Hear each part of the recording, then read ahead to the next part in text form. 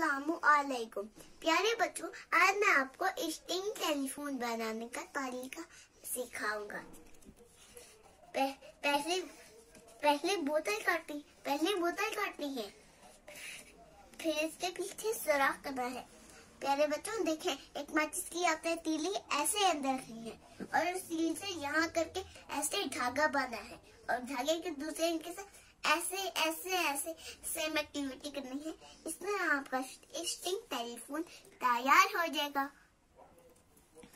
और प्यारे बच्चों, अगर आप चाहें तो अपना किसी कागज पे लेकर अपना नाम लिखकर उसे गोल करके बोतल के अंदर डाल दें।